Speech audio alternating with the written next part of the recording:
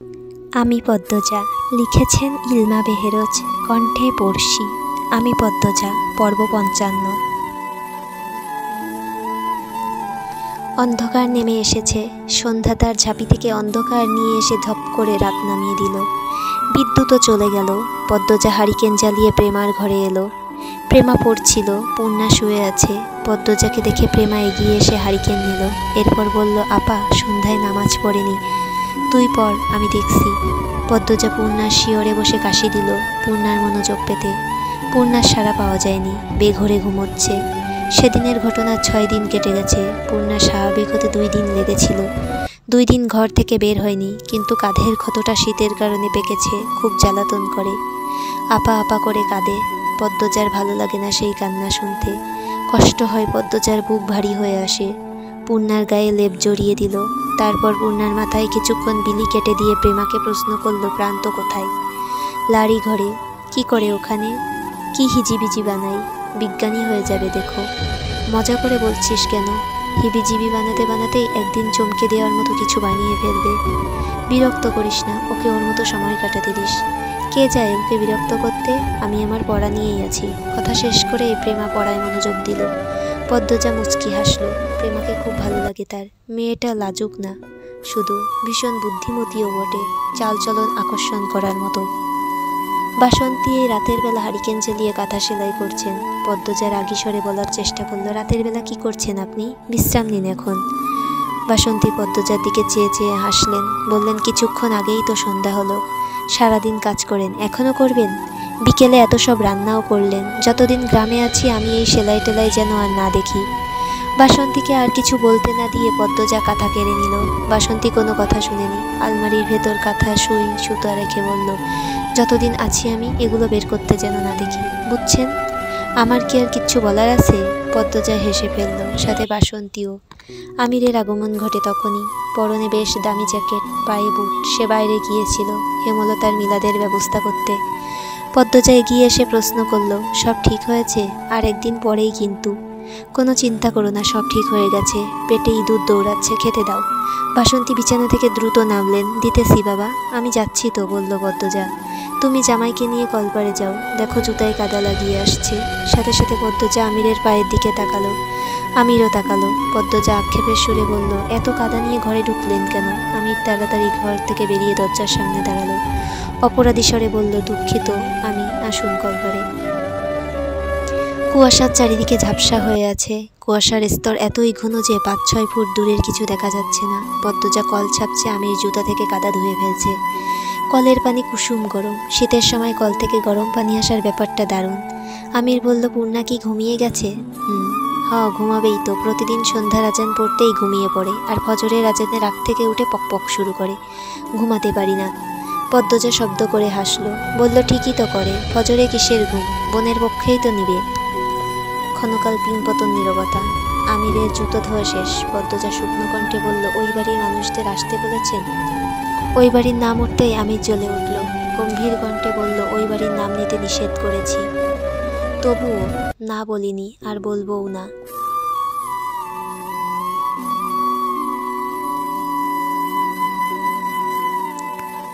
ওই বাড়ির নাম উঠতেই আমির জ্বলে উঠল। গম্ভীর কণ্ঠে বলল, ওই বাড়ির নাম নিতে নিষেধ করেছি।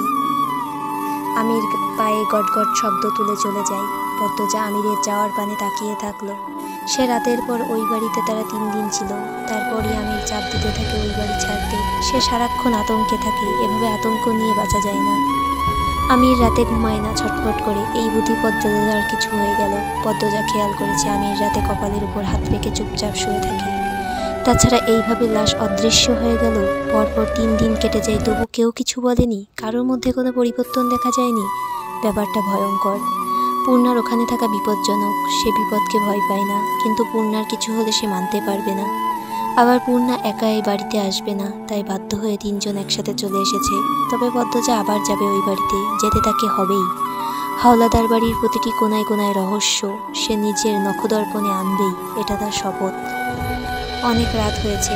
রাতের খাবারের সময় পূর্ণাকে ডেকে তোলা হয়। একবার ঘুম ভেঙে গেলে পূর্ণা আর ঘুমাতে পারে না। ঘন্টার পর ঘন্টা পার হয়ে যায়। প্রেমা এখনো পড়ছে। পূর্ণা বিরক্তি নিয়ে প্রেমার দিকে তাকালো, মনে মনে বলে এই মেয়ে কি বিশ্ব জয় করে ফেলবে পড়ে? এত তো আপাও পড়েনি। বাত্তিটা নিভিয়ে এসে ঘুমা, অনেক করছোস, কিরমির করে বলল পূর্ণা। প্রেমা গুরুজনদের মতো করে বলল, বাত্তিটা না বাতিটা হবে, থাপ্পড় দিয়ে দাঁত গাছে তুলে দেব আমাকে কিছু শেখাতে আসলে। প্রেমার মুখে আধার নেমে আসে, সে থমথমে মুখ নিয়ে বই বন্ধ করে জিম মেরে বসে থাকে। পূর্ণা সন্তুষ্ট হয়ে বলে, এবার হারিকেনের আগুন নিভা, এরপর শুয়ে পড়। প্রেমা হারিকেনের আগুন নিভাতে প্রস্তুত হতেই পূর্ণা বলল, না থাক, নিভাতে হবে না, ভয় করে, তুই শুয়ে পড়। প্রেমা বাধ্যের মতো এসে শুয়ে পড়ে, লেপের ভেতর ঢুকে তার ঠান্ডা পা জোড়া পূর্ণার পায়ে লাগতেই পূর্ণা হৈ হৈ করে ওঠে। ও মা গো, কি ঠান্ডা, দূরে যা। প্রেমা রাগি চোখে তাকালো। পূর্ণা ধমক দিয়ে বলল, কি হইছে, এমনি তাকাস কেন, খেয়ে ফেলবি? পূর্ণার সাথে কথা বলে নিজের পায়ে নিজে কুড়াল মারতে ইচ্ছে হচ্ছে না প্রেমার। পূর্ণার কথাবার্তাকে পাত্তা দিলে প্রেমার ঘুম নষ্ট হবে, সকালে উঠে নামাজ পড়াও হবে না, বই পড়াও হবে না, এটা ভেবে প্রেমা পাশ ফিরে শুয়ে পড়ে। কিছুক্ষণের মধ্যে ঘুমিয়েও যায়।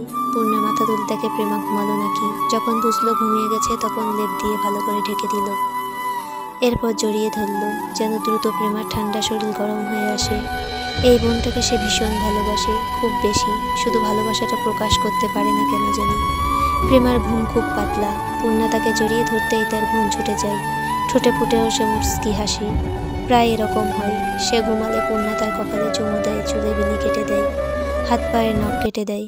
ভালোবাসার অনেক রূপ হয়, তেমনি এই দুই বোনের ভালোবাসাটা অন্যরকম। লুকিয়ে একজন আরেকজনকে ভালোবাসে, প্রাণের চেয়েও বেশি ভালোবাসে, দুইজনই টের পায়, কিন্তু প্রকাশ্যে সাপে নেউলে যুদ্ধ চলে। পূর্ণার কিছুতেই ঘুম আসছে না। হারিকেনের আলো নিভু নিভু। পূর্ণা উঠে বসে, আবার শুয়ে পড়ে। নিভু নিভু আলোর দিকে চেয়ে মৃদুলের কথা ভাবে। মানুষটার কথা ইদানিং উঠতে বসতে মনে পড়ে তার। কাঁধে আঘাত পাওয়ার পর পূর্ণা 2 দিন ঘর থেকে বের হয়নি, তাই মৃদুল বারবার পূর্ণার ঘরে উকি দেয়। পদ্মজা সারাক্ষণ থাকতো, তাই ঢোকার সাহস পায়নি। 2 দিন পর পূর্ণা ছাদে যায়, পিছু পিছু মৃদুলও আসে। পূর্ণার পিছনে দাঁড়িয়ে কাশে। পূর্ণা ফিরে তাকায়, মৃদুলকে দ্বিধাগ্রস্ত দেখায়। পূর্ণা প্রশ্ন করলো, কিছু বলবেন? মৃদুল বলল, কেমন আছো? শুনলাম রাতে রান্নাঘরে নাকি পইরা গেছিলা। হ, ভালো আছি। তোমার কি ধপাস ধপাস কইরা পইরে যাওয়ার ব্যামো আছে? পূর্ণা কিছু বলেনি। পদ্মজা নিষেধ করেছে সেদিনের রাতের ব্যাপারে কাউকে কিছু বলতে। মৃদুল দেখল পূর্ণা কপাল কুঁচকে কাঁধে হাত বুলাচ্ছে। সে বিচলিত হয়ে জানতে চাইল, বেদনা করে? দায়ের উপর পড়ছো? কতটা কাটছে কে জানে। তার উপর শীতের এই দিন, যা সহজে ভালো হইব না। এইখানে তো বাতাস হইতাছে, ঘরে যাও। ঘা বাড়ায়ও না। না, এখানেই থাকবো। মৃদুল আর জেদ ধরেনি। পূর্ণা যতক্ষণ ছিল সেও ছিল। এরপর দিন একটু পরপর পূর্ণার খোঁজ নিয়েছে। পূর্ণা খুব সুন্দর একটা অনুভূতির সাক্ষাৎ পায়। শুরুতে মৃদুলকে দেখে শুধুই ভালো লাগলেও আস্তে আস্তে মৃদুলের বিচরণ শুরু হয়েছে তার পুরো অস্তিত্ব জুড়ে। মৃদুলের বলা কথা, দুষ্টুমি, হাসি সব ভালো লাগে। মনের অনুভূতিগুলো হাঁটি হাঁটি পা করে গুরুতর সম্পর্কের দিকে এগিয়ে যাচ্ছে। এমনকি মৃদুলও যে তার ব্যাপারে আগ্রহী পূর্ণা টের পায়। এই বাড়িতে আসার পর দিন মৃদুল আমিরের সাথে দেখা করার অজুহাতে পূর্ণার সাথে দেখা করতে আসে। সবার অগোচরে বলে যায় তার সাথে পরের দিন দুপুরে উত্তরের ঘাটে দেখা করতে। পূর্ণা বলেছিল যাবে, কিন্তু পূর্ণা দুপুরে ঘুমিয়ে পড়েছিল, ঘুম ভাঙে সন্ধ্যায়, তাই আর যাওয়া হয়নি। গতকাল পদ্মজা বের হতেই দিল না। পূর্ণার মন কেমন কেমন করছে, খুব মনে পড়ছে মৃদুলকে। হারিকেনের আলো নিভে যায়, তখনই জানালায় টোকা পড়ে। পূর্ণা ভয় পেয়ে যায়, কে যেন তার নাম ধরে ডাকছে। ভূত এলো নাকি? পূর্ণা ধরপড়িয়ে বিছানা থেকে নামে। আবারও সেই ডাক ভেসে এলো, কণ্ঠটা পরিচিত। পূর্ণা ভ্রুকুঞ্চন করে টিনের দেয়ালে কান পাতে। আবারও ভেসে আসে চেনা স্বর, এই পূর্ণা। কণ্ঠটা চেনার সাথে সাথে পূর্ণা জানালা খুলল। মৃদুলের মুখটা ভেসে ওঠে। পূর্ণার বুক ধক করে উঠল, সর্বাঙ্গে একটা উষ্ণ বাতাস ছুঁয়ে যায়। সে ফিসফিসিয়ে বলল, পাশের ঘরে আপা ভাইয়া, আপনি ঘাটে যান, আমি আসছি। আচ্ছা। মৃদুল চলে যায়। পূর্ণা তাড়াহুড়ো করে সোয়েটার পরে শাল দিয়ে মাথা ঢাকলো। তারপর হারিকেনে নতুন আগুন জ্বালিয়ে হারিকেন নিয়ে বেরিয়ে পড়ে। ভালোবাসার কথা বলা হয়নি, কোনো সম্পর্ক নেই দুজনের, তবুও পূর্ণা কোনো এক বশীকরণের জাদুতে ছুটে যাচ্ছে মৃদুলের কাছে। কলপার অবধি গিয়ে আবার ছুটে আসে ঘরে। আয়না কাজল বের করে, চোখে কাজল দেয়, তারপর বেরিয়ে যায়। ব্যস্ত পায়ে ঘাটে আসে। চারিদিকে জোনাকি পোকা জল জল করে জ্বলছে। একটু দূরেই মৃদুল দাঁড়িয়ে আছে। পূর্ণার হাঁটার গতি কমে যায়, সে অকারণে লজ্জা পাচ্ছে। মৃদুল এগিয়ে আসে, তার গলায় মাফলার, মাথায় টুপি, পরনে সোয়েটার। শীতের জলবাতাসে শীত যেন আরও বেশি জেঁকে ধরেছে। পূর্ণা মৃদুলের দিকে না তাকিয়ে বিনিদ্র আরক্ত চোখে হারিকেনের মৃদু আলোয় নদীর অশান্ত জলরাশির দিকে চেয়ে বলল, কেন রেখেছেন? কেমন আছো?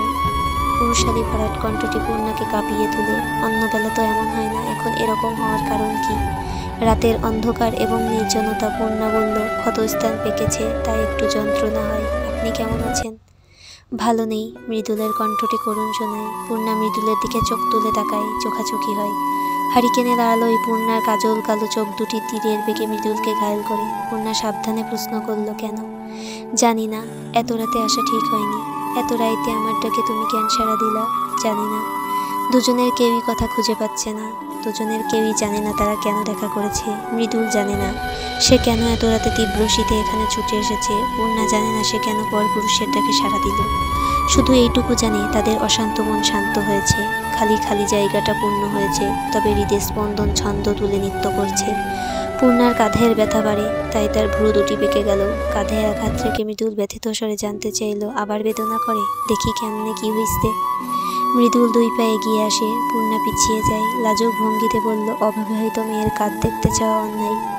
সে তো দেখা করাও অন্যায়। সব অন্যায় কি মানা যায়? অনেকে তো মানে, আমি পারি না। আপনি অন্যরকম। ব্যথা কমেছে?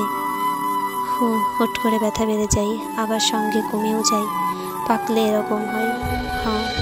ভয় হচ্ছে না? পূর্ণা কেমন করে যেন মৃদুলের দিকে তাকায়। মৃদুল থমকে যায়। পূর্ণা বলল, কার ভয়? আপনার? আমার আর সমাজ দুইটাই। আপনাকে ভয় পেলে আসতাম না, আর সমাজের ভয় অনেক আগেই কেটে গেছে। উত্তরে বলার মতো কিছু পেল না মৃদুল। ঝিঝি পোকারা ডাকছে, আলো দিচ্ছে, কি সুন্দর দেখাচ্ছে। তার মাঝে দুজন প্রাপ্তবয়স্ক পুরুষ ও নারী দাঁড়িয়ে আছে, বুকে ভালোবাসার উত্থাল পাথাল ঢেউ নিয়ে। অনেকক্ষণ পর মৃদুল বলল, আমি আসতে চাইনি। পূর্ণা আবারও সেই মন কেমন করা দৃষ্টি নিয়ে তাকালো। বলল, তাহলে কেন এসেছেন? মনে হইতেছে কোনো বশীকরণ তাবিজের জোরে এখানে আসা পড়ছি। পূর্ণা হেসে ফেলল। হারিকেনের মায়াবী আলো এসে যে হাসি কি ভালো লাগছিল। তার প্রশংসা করার মতো যোগ্য শব্দ মৃদুলের ভাষা মজুদ ছিল না। সে গাঢ় স্বরে বলল, পীড়িতের মায়া বড় জ্বালা। কপাল ঈষৎ কুঁচকে পূর্ণা প্রশ্ন করল, কার পীড়িতের দহনে জ্বলছেন? তোমারে কইতে হবে না, ঘরে যাও। পূর্ণা তার মুখের ধারে হারিকেন ধরে মৃদুলের দিকে চেয়ে বলল, আমি কাজল দিয়েছি। পূর্ণা ভেবেছে তার কাজল কালো চোখ মৃদুল দেখেনি, কিন্তু মৃদুল তো শুরুতেই দেখেছে আর ঘায়েল হয়েছে। সে হেসে পূর্ণার চোখ মুখ আবার দেখল। হারিকেনের হলদে আলোয় পূর্ণার তেলতেলে ত্বক চিকচিক করছে। মৃদুল বলল, দেখেছি, ভালো লাগছে। মৃদুলের এইটুকু প্রশংসায় পূর্ণার মন নেচে উঠল। সে ঠোঁটে হাসি রেখে বলল, সাবধানে বাড়ি যাবেন। চলবে। উপন্যাসের পরবর্তী পর্বগুলো পেতে চাইলে সাবস্ক্রিপশন করে পাশে থাকুন। গল্পগুলো ভালো লাগলে লাইক, কমেন্ট এবং শেয়ার করে পাশে থাকবেন। ধন্যবাদ।